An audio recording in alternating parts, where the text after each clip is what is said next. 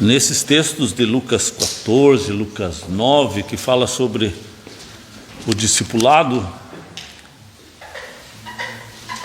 Obrigado. Aqui, nesses versículos, do verso 25 até o verso 33, antes nós tínhamos visto sobre as desculpas em relação ao discipulado, e nesses versículos do verso 25 ao 33 nós vamos ver 3 princípios sobre o discipulado. Normalmente nós, como cristãos, queremos ser cristãos, queremos os benefícios do cristianismo, mas não queremos as obrigações do discipulado. A gente quer ser salvo, mas temos dificuldade em ser discípulo. E esse texto ele fala sobre essa obrigação, e Jesus ele está chamando a nossa atenção nesse sentido. Uma vez, quando eu fiz esse estudo em Medianeira, um irmão falou assim: mas a tua mensagem ela é muito negativa, e as pessoas estão precisando de mensagens mais positivas, de autoestima, de levantar a moral das pessoas, e você traz assuntos que baixam muito a moral das pessoas. Na verdade, quem trouxe esse assunto é Jesus. Eu só estou replicando aquilo que Jesus falou, nada mais do que Jesus está falando. Então, se aquilo que está sendo falado é depressivo, baixa moral, quem precisa mudar não é a mensagem, quem precisa mudar sou eu, somos nós. Então, é como foi falado aqui, o culto não é para nós, o culto é para Deus. Essa palavra não é para Deus, essa palavra é para nós. E ele diz assim, sobre o primeiro princípio, lá no verso 26, se alguém vem a mim e não aborrece seu pai, e mãe, e mulher, e filhos, e irmãos, e irmãs, e ainda a sua própria vida, não pode ser meu discípulo. É o primeiro princípio, aborrecer. Amar menos. Aborrecer não significa brigar com o pai, brigar com a irmã, chateá-la, mas chatear de uma outra forma. Como ele diz, a tua própria vida. Se você não chatear a tua própria vida, você não pode ser meu discípulo. Então ele está falando que o discipulado é uma questão de você olhar onde está a tua prioridade. Porque nós temos prioridade. Lembra que aqui mesmo dentro dessa igreja tinha um jovem que ele queria ir à igreja, ele queria buscar a Deus para ser rico. E Jesus não está nos convidando para sermos ricos. Em Lucas 9 nós já estudamos sobre isso, que ele diz assim: o filho do homem não tem onde reclinar a sua cabeça. Se o interesse é por dinheiro, não busque o discipulado, porque não é isso que Jesus está oferecendo, prosperidade financeira. Se a intenção da pessoa é essa, o discipulado de Jesus não é essa a intenção do discipulado. Então, aborrecer significa amar menos o pai, a mãe, o irmão, a irmã, a si mesmo, em torno do discipulado, em torno de Jesus. Aí você vai olhando assim, o que é a tua prioridade? Qual que é a coisa mais importante na tua vida? Aquele hino Castelo Forte, escrito por Martinho Lutero, ele fala assim a respeito de amar menos pai, mãe, bens, prazer, que essas coisas vão ficando para trás. E quando enfim a morte chegar, com ele reinaremos. Porque você pode ter formado o teu castelo, mas no dia que você morrer, você não leva o teu castelo junto. Se o teu castelo não for o discipulado, então você perde a tua maior chance. A chance de investir na eternidade. Aborrecer Às vezes o pai, a mãe, alguém da família, o tio, gostaria que você fizesse um curso maravilhoso, uma faculdade que desse muito dinheiro. Aí você resolve ser missionário. Aí você resolve morar numa cidade pequena. Aí você resolve ir morar numa aldeia. Aí você vai aborrecendo. Enquanto os outros sobrinhos são médicos, são veterinários, isso e aquilo, o sobrinho tal é um missionário lá numa aldeia tal. Então não enche a boca assim de orgulho, coração de orgulho para falar a respeito daquele sobrinho, né?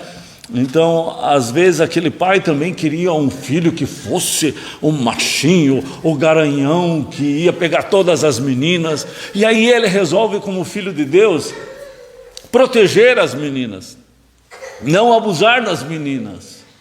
Aí aquele pai não consegue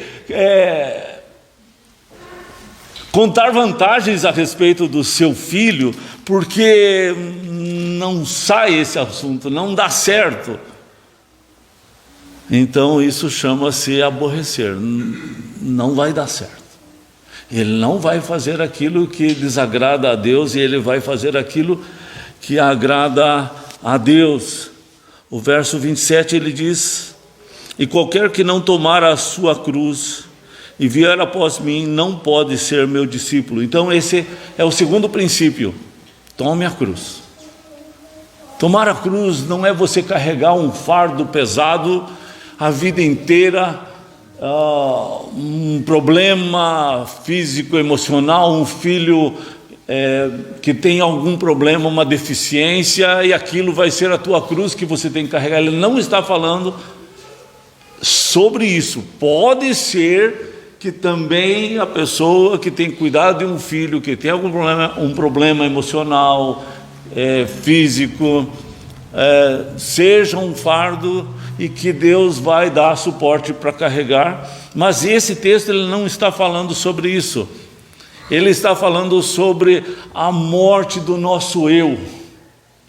Tomar a cruz é quando o meu eu vai para a cruz, e eu não faço mais a minha vontade, o meu sonho, o meu plano, e aí eu coloco a minha vida nos planos de Deus. Em Provérbios ele diz assim: filho meu, dá-me o teu coração, e os teus olhos vão se agradar dos meus caminhos. Quando você vai se agradando dos caminhos de Deus, quando você vai entregando o coração a Deus, quando você vai conversando com Ele todo dia, você vai enchendo o coração das coisas de Deus, da alegria de Deus, da bondade de Deus, do Espírito de Deus, e aí você vai tendo o Espírito de Deus. E se você tem o Espírito de Deus, você vai tendo os sonhos de Deus na tua vida, e você vai gostando das coisas que Deus gosta. E se você gosta das coisas que Deus gosta, fazem parte dos sonhos dele, são os teus sonhos. Isso é tomar a cruz. Não é tão difícil, mas é uma questão de relacionamento com Deus. Não é só uma questão de morrer o eu, é de ter a nova vida com Cristo. Porque não adianta a casa ficar vazia pela religião, onde a religião expulsou aqueles espíritos. Nós já estudamos sobre isso, mas não colocou a alegria de Deus, não colocou o Espírito Santo, não vive cheio do Espírito Santo. Aí não adianta nada. A casa está vazia e ornamentada, linda pela religião, mas é infrutífera. Não adianta a si mesmo, para o discipulado não serve. Então quando ele está falando assim, tomar a cruz, é no sentido de morre o eu, mas você começa a se deliciar das coisas de Deus. Você começa a ficar cheio das coisas de Deus, da alegria do Espírito Santo, da vontade do Espírito Santo, daquilo que Ele fala na sua palavra, começa a nascer na sua mente, você começa a ter as palavras de Deus na sua mente, e isso vai fazer bem. É como se fosse uma fonte. Jesus fala em João 4, é uma fonte que brota de dentro e jorra. para fora. E não tem como trancar essa fonte, porque ela vem de Deus. Tanto que os discípulos, eles estavam ordenados parar de falar de Jesus, mas eles disseram: nós não conseguimos parar de falar de Jesus, porque é uma fonte inesgotável, não tem como. Enquanto aquele outro está com vergonha de falar, enquanto aquele outro está com timidez, o discípulo de Jesus, ele diz: eu não consigo parar de falar, enquanto o outro que não é discípulo, ele não consegue parar de falar mal das pessoas. O brilho dos olhos, o brilho da sua vida é fofocar. E não tem assunto se não for fofoca. Falar de futebol, política e muitas outras coisas que também não são tão importantes. Não tem assunto. É uma fonte que jorra para a vida eterna. Então, tomar a cruz, por um lado, o teu eu morre, é uma espada contra o meu orgulho, mas por outro lado, começa a jorrar a vida de Deus. Quando um homem tem 3, 5 peixinhos na mão, e você quer que ele largue aqueles 5 peixinhos, você chega e mostra que tem um peixe maior.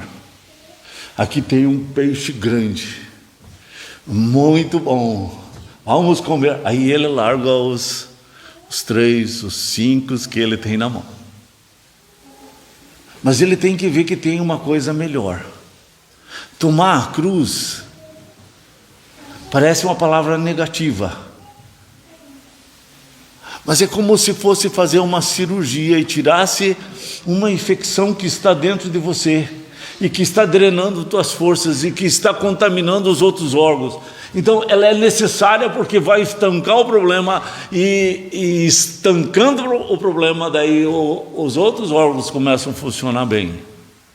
Tomar a cruz é ferir o nosso ego, para que daí a alegria, tudo aquilo que é fruto do Espírito começa a aparecer de uma forma automática.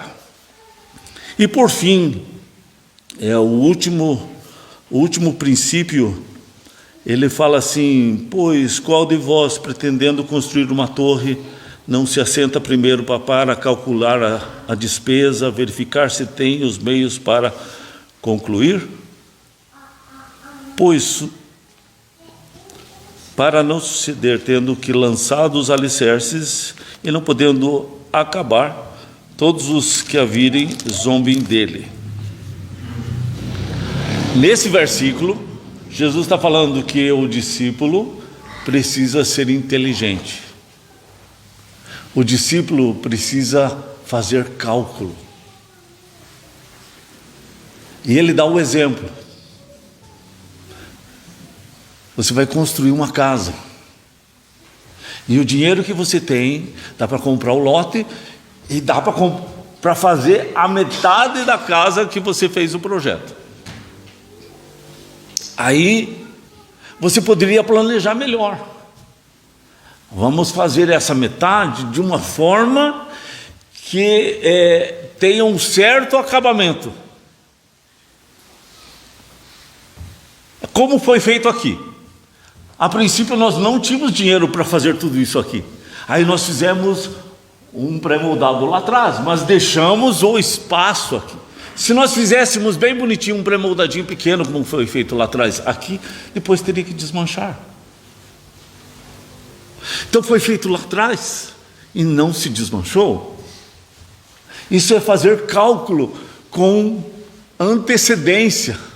Foi uma antecedência de pelo menos uns 12, 13 anos. Mas a pessoa, ela precisa fazer o cálculo a longa distância, a longo tempo, a longo prazo.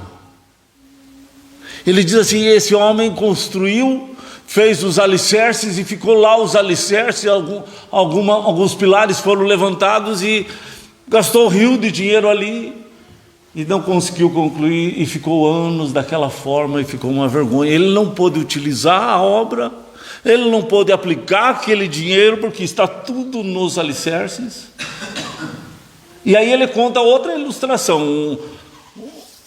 Ele é uma cidade que vem uma outra cidade contra ela.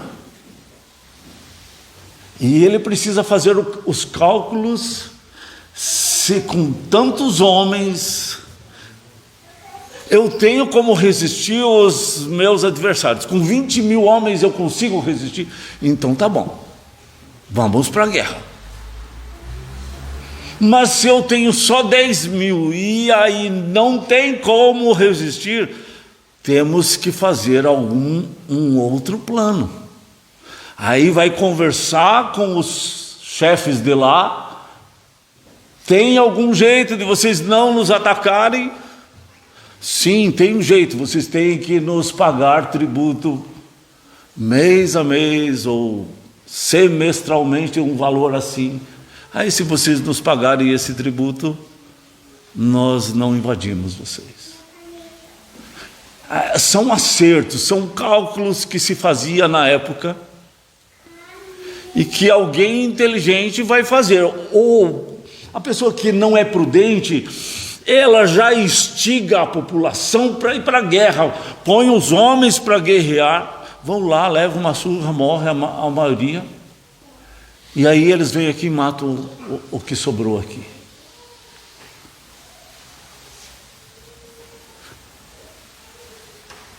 Discipulado, Jesus disse que precisa haver cálculo.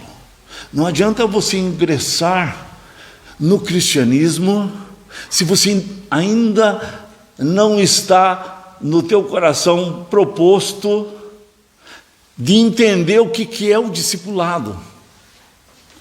Do que é aborrecer a própria vida. Porque a pessoa às vezes ela quer o Cristo para quê? Para abençoar o seu sonho, os seus negócios, as suas coisas. E ele diz que ele não veio para fazer isso. Então a pessoa ela não entendeu o que é o discipulado. Ela precisaria fazer os cálculos para poder entender. É uma pessoa que está ali ano a ano sendo egoísta. E as pessoas têm que cuidar com o que fala com ela, porque ela se magoa com qualquer coisa, mas ela já está há anos na igreja. E ela ainda não fez os cálculos que essas coisas precisariam ser mortas na sua vida. Porque esse ego precisa ser crucificado. Coisas que precisam ser tratadas, coisas que precisam ser perdoados, lavados, purificados no sangue de Jesus. Que a pessoa não pode passar a vida inteira, anos e anos dentro de uma igreja, arrastando mágoas, ressentimentos. E é como se fosse aquele ovinho, a casquinha de ovo assim. Tem que cuidar para mexer, porque você não quebra. Em vez de eu ser bênção, eu acabo sendo assim, só um problema. E as pessoas têm que se cuidar, e vou dando mau testemunho na cidade, e o nome do Senhor vai sendo enlameado. Isso não é discipulado. Então a pessoa precisa começar a fazer cálculo. Jesus está dizendo assim, faça um cálculo. O discipulado é isso. Faça esse cálculo.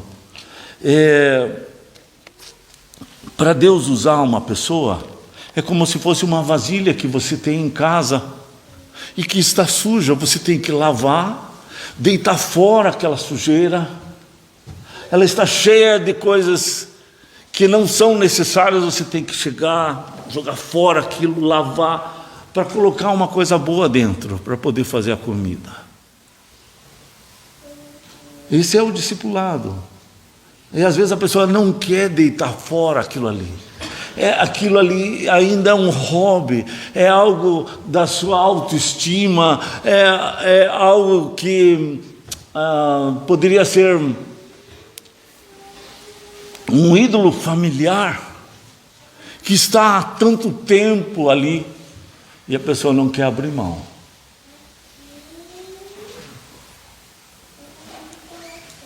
Não tem como Jesus usar um homem, uma mulher, que se entrega pela metade. Jesus só usa um homem por inteiro quando se entrega por inteiro. Se entregou pela metade, ele não vai usar. É questão de cálculo e de renúncia, né? Eu sei que essa questão do nosso ego é difícil, porque a gente gosta de afago ao nosso ego. Mas Jesus chama os seus discípulos a servirem. Quem serve, serve. Quem não serve, não serve. Sabia disso? Quem não vive para servir, não serve para viver. No discipulado é assim. Quem comigo não ajunta, espalha.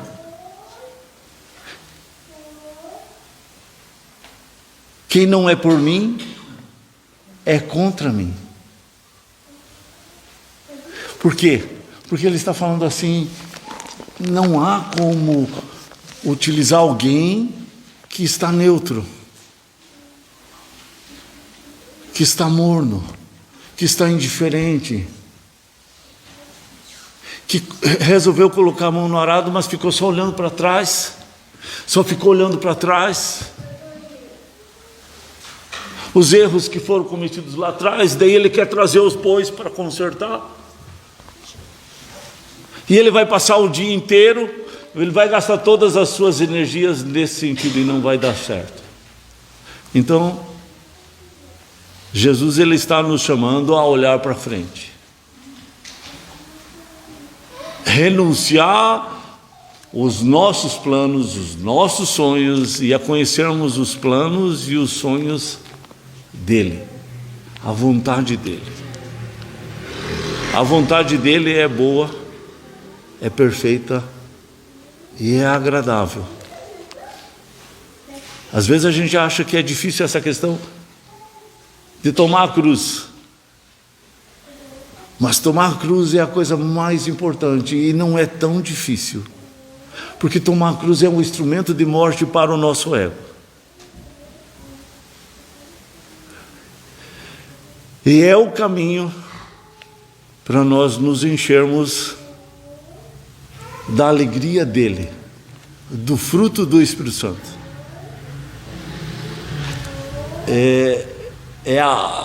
É quando começa a brotar a fonte de Deus dentro de nós. Enquanto isso não acontecer, você precisa lutar para acontecer. E enquanto não acontecer, não é suficiente. Leia em João 4, leia em João 7, ele diz: eu faço jorrar dentro de você uma fonte de água viva, que mata a sede para sempre, e ainda leva essa água para os outros matarem a sede dos outros. Isso é servir. E nós não temos tanto tempo assim. A nossa vida é curta. A nossa vida é como um breve pensamento. A Bíblia diz que é como uma erva que hoje floresce, amanhã murcha e seca. Não dá tempo de fazer todos os planos de uma pessoa. Por isso, nós temos que remir o tempo. Nós temos que planejar bem o nosso tempo. Buscar de Deus os sonhos dele, que já estão prontos para nós, para que eles sejam realizados na nossa vida, dentro às vezes do teu serviço, dentro daquilo que você já está fazendo. Mas você pode estar saqueando o inferno, tirando pessoas que estão lá, tirando do inferno. Mas você precisa se preparar para isso, porque ninguém vai entrar no campo do inimigo também se não estiver preparado. porque o inimigo vai fazer um estrago. Então, está aí a palavra. Vamos ter uma palavra de oração? Nós queremos, Pai, agradecer por essa palavra de Jesus.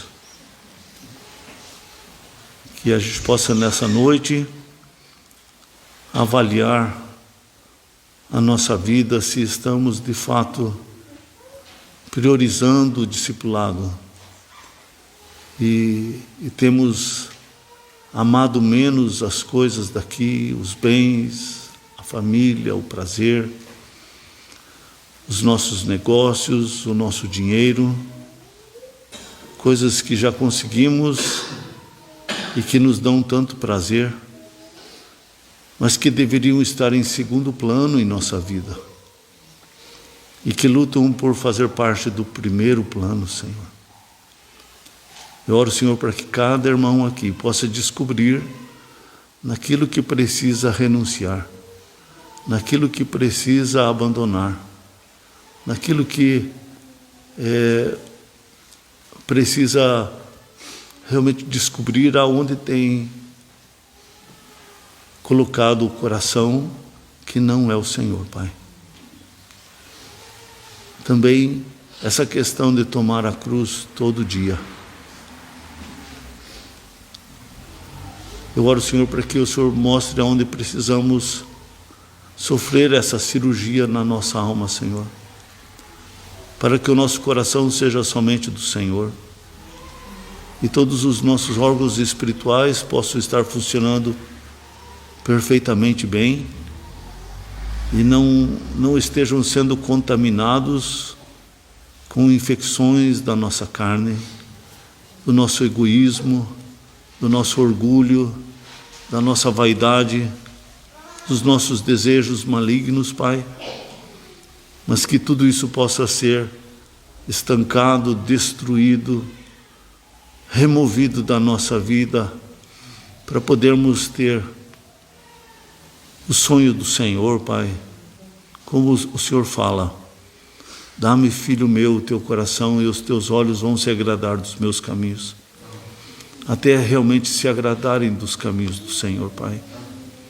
até jorrar dentro de nós essa fonte de vida, jorrar dentro de nós essa alegria, essa paz, essa bondade, essa mansidão, esse domínio próprio que vem do Senhor, que é milagre do Senhor em nossa vida, e que as pessoas vão perceber que há algo diferente dentro de nós, que vem do Senhor, Pai.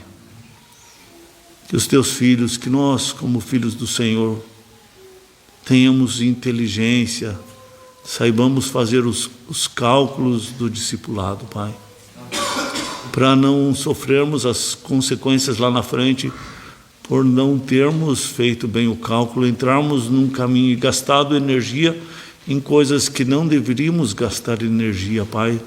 Como o Senhor fala na sua palavra, por que gastar o vosso suor, o vosso dinheiro naquilo que realmente não satisfaz para a eternidade, Pai? Ó Deus, não nos deixa, Senhor, a deriva, não nos deixa, Senhor,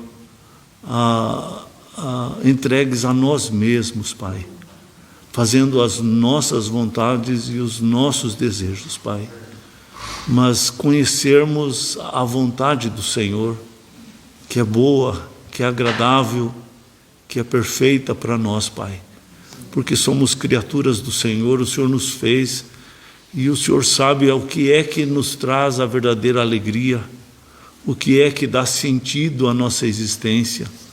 O Senhor sabe o melhor caminho e o melhor rumo para a nossa vida, para a nossa alma, Pai. Sustenta cada vida aqui, Pai, e fala ao coração, perdoa o pecado, cura feridas, Pai, remove mágoas, ressentimentos, Pai, que cada um possa ter muita coragem de abandonar aquela raiva, aquela falta de perdão para alguém, a necessidade de conversar, de acertar, que o Senhor dê coragem, que o Senhor dê poder para podermos resistir ao diabo e ele possa fugir de nós, Pai. Eu oro assim que o Senhor estenda a tua mão sobre nós, Pai, em nome de Jesus. Amém.